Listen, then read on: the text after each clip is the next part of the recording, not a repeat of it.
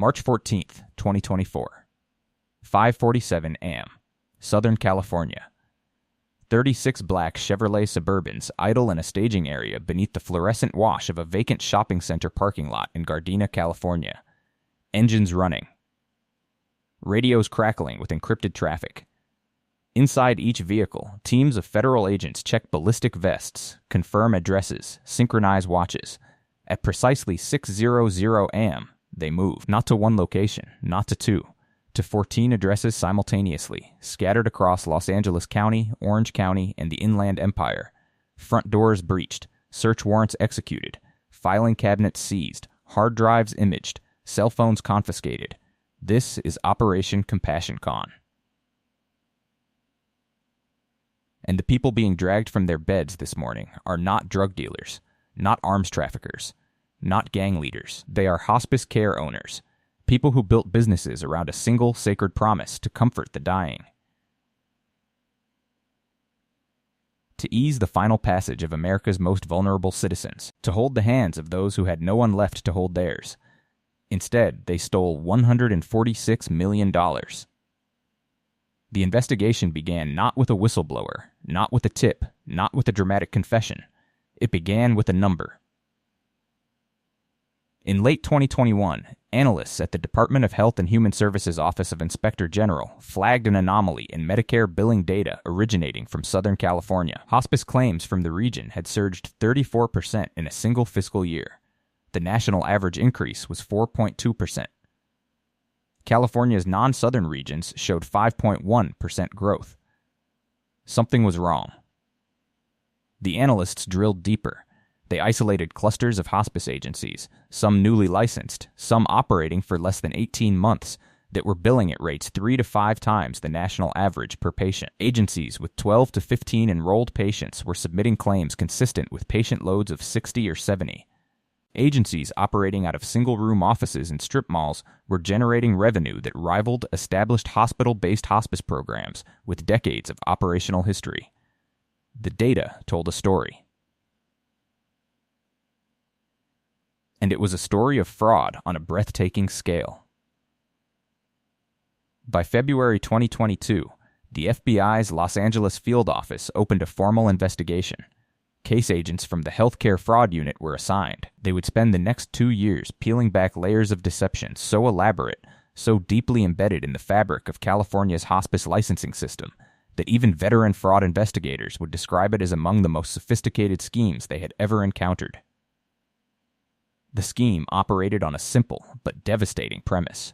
Medicare's hospice benefit, established in 1982, provides comprehensive end-of-life care for patients certified by a physician as having a life expectancy of 6 months or less.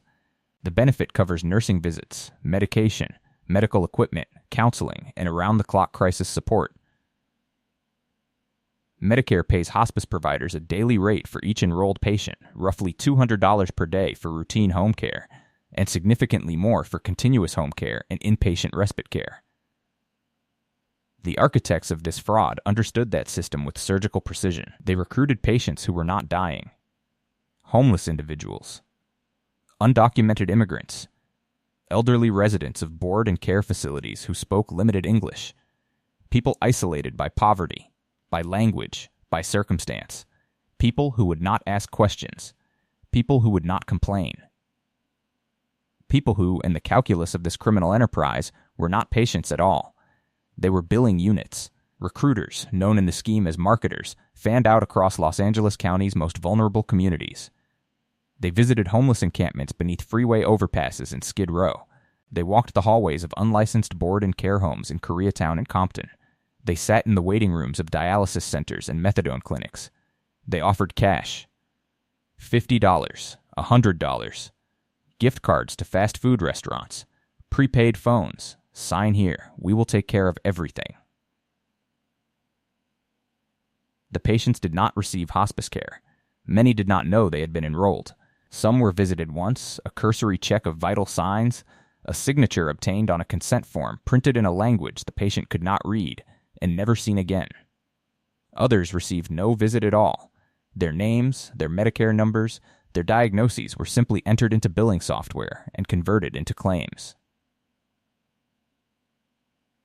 Day after day, week after week, month after month, the daily rate multiplied across dozens of phantom patients generated revenue streams of staggering magnitude.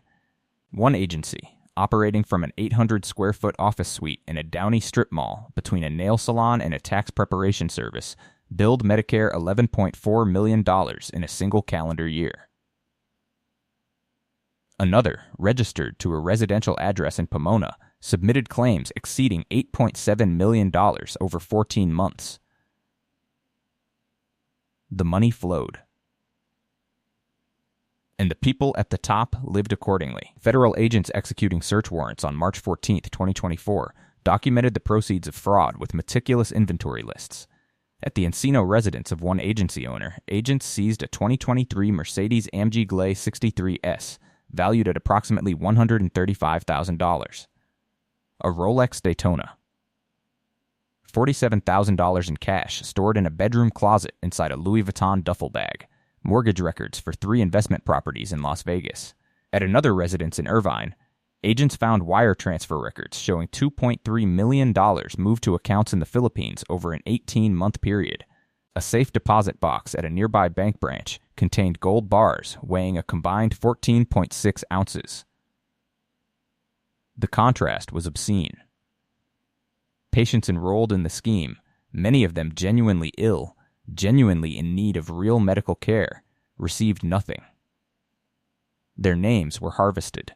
Their identities were monetized, and when federal investigators later attempted to locate some of these individuals for interviews, they found that 11 of the enrolled patients had actually died, not under the gentle, attentive watch of a hospice team. Alone, without the care that Medicare had already paid for. Paid for, and paid handsomely. The organizational structure of the fraud network revealed itself in stages, each layer more disturbing than the last. At the top sat the owners, 15 individuals who would ultimately face federal charges.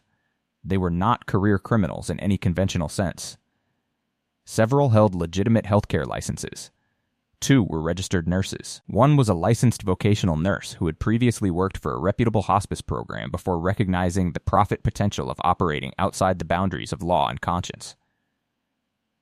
Beneath the owners operated a network of complicit physicians, doctors who signed certifications of terminal illness for patients they had never examined, doctors who renewed those certifications every 60 days, as required by Medicare regulations, without conducting the mandatory face-to-face assessments. Investigators identified at least 9 physicians who signed fraudulent certifications across multiple agencies, collecting fees ranging from $150 to $500 per signature. One physician, operating out of a clinic in Van Nuys, signed over 1,200 certifications in a single year. The mathematical impossibility of this, conducting meaningful clinical assessments at that volume while maintaining a separate medical practice, apparently concerned no one within the system until federal agents presented the data in an affidavit, below the physicians, the marketers, the foot soldiers of the operation. Many were themselves members of the communities they exploited. Some were paid on commission, $300 to $500 for each patient successfully enrolled. Others were salaried employees of the agencies, their job titles reading community liaison or outreach coordinator on paper, while their actual function was the systematic identification and recruitment of human beings whose primary value to the enterprise was their Medicare eligibility, and beneath all of them, the billing infrastructure. Software systems configured to generate claims automatically. Nursing notes fabricated by staff who had never met the patients described in their documentation. Plans of care written for conditions the patients did not have. Bereavement counseling billed for families that did not exist. The fraud was comprehensive, it was systematic, and it was, for a disturbingly long time, invisible. How does $146 million in fraudulent billing escape detection? The answer lies in the architecture of the Medicare system itself. The Centers for Medicare and Medicaid Services processes approximately 1.2 billion claims per year. The hospice benefit, representing a fraction of total Medicare expenditure, operates on a payment model that is largely trust-based. Providers submit claims. Claims are paid. Post-payment review occurs on a sampling basis, not a comprehensive one. The system was designed for an era when hospice providers were primarily nonprofit organizations motivated by mission rather than margin. That era ended years ago. The proliferation of for-profit hospice agencies in Southern California has been exponential. Between 2010 and 2023, the number of Medicare-certified hospice agencies in Los Angeles County alone increased by over 200%. Many of these agencies are legitimate. Many provide compassionate, essential care to patients and families navigating the most difficult chapter of human experience. But the sheer volume of new entrants created noise. And in that noise, fraud flourished. California's licensing process, investigators noted in court filings, required minimal operational infrastructure for hospice certification. An applicant needed a physical address, a registered nurse on staff, a medical director, and a policy manual. Site inspections were infrequent. Ongoing oversight was limited. The barrier to entry for a $10 million per year fraud operation was, in functional terms, a lease agreement and a stack of paperwork. The arrests on March 14, 2024, were coordinated by the FBI in conjunction with the Department of Health and Human Services Office of Inspector General, the California Department of Justice, and EAR's Criminal Investigation. 15 agency owners were taken into federal custody. 9 were charged in a single indictment filed in the Central District of California. 6 were charged in a separate but related indictment stemming from a parallel investigation. The charges were severe. Conspiracy to commit healthcare fraud. Healthcare fraud. Money laundering. Aggravated identity theft. Each defendant faced potential sentences ranging from 10 to 20 years in federal prison. Forfeiture proceedings were initiated against 31 bank accounts, 7 real properties, 12 vehicles, and assorted luxury goods. At a press conference held that afternoon at the federal building in downtown Los Angeles, the United States Attorney for the Central District of California stood before a wall of evidence photographs, stacks of fabricated medical records, seized cash, luxury automobiles, and delivered a statement that carried the weight of institutional fury. These defendants exploited a program designed to provide dignity and comfort to Americans at the end of their lives. They turned dying into a commodity.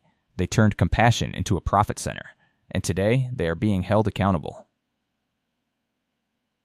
The FBI's assistant director in charge of the Los Angeles field office followed with his own remarks.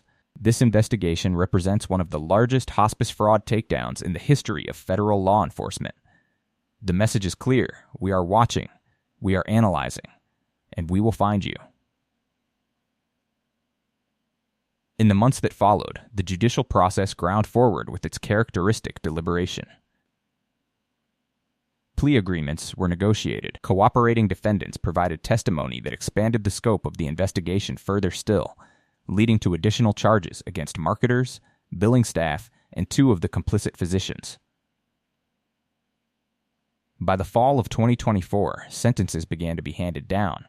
The owner of the Downey-based agency that had billed $11, $4 million received 144 months in federal prison. Another owner received 108 months. A third, who cooperated extensively with prosecutors, received 72 months. Victim impact statements were read into the court record. A daughter from Riverside described learning that her deceased mother had been enrolled in a hospice program she never knew about, billed for months of nursing visits, counseling sessions, and spiritual care that never occurred. My mother died alone in a facility that could not afford to properly care for her, she told the court, and someone was getting rich pretending to care for her. That is not something I can forgive. A social worker from a legitimate hospice organization in Pasadena submitted a written statement describing the collateral damage. Every fraudulent agency makes it harder for real hospice providers to operate. Every false claim erodes public trust and a benefit that millions of Americans depend on. These defendants did not just steal money. They stole the credibility of an entire profession. The $146 million figure represents only what investigators have been able to document and prove within the scope of the current prosecutions. The true cost, factoring in undetected fraud from agencies not yet investigated, the diversion of Medicare resources from legitimate beneficiaries, and the systemic damage to oversight infrastructure, is almost certainly higher. Consider this. The Medicare hospice benefit paid out approximately $22.4 billion in fiscal year 2023. The Government Accountability Office has estimated that improper payments within the hospice benefit may represent as much as 8 to 12% of total expenditure. If those estimates hold, the annual cost of hospice fraud nationwide could exceed $2 billion. Operation Compassion Con recovered a fraction of that, a significant fraction, but a fraction nonetheless. The structural vulnerabilities that enabled this scheme remain largely intact. Licensing reform in California has been proposed but not enacted. Medicare's post-payment review capabilities have been enhanced but remain fundamentally reactive. The for-profit hospice sector continues to grow, driven by demographic inevitability. 10,000 Americans turn 65 every single day, and by the enduring financial incentive of a benefit that pays generously, audits infrequently, and trusts implicitly. That trust was sacred. These defendants understood that. They understood that the word hospice carries a moral weight that discourages scrutiny. They understood that no one wants to question the people who care for the dying. And they weaponized that understanding to steal $146 million from a system built on the assumption of basic human decency. The agents who executed those warrants at 6 Olo and in Southern California sent a message. But the system that made this fraud possible still stands.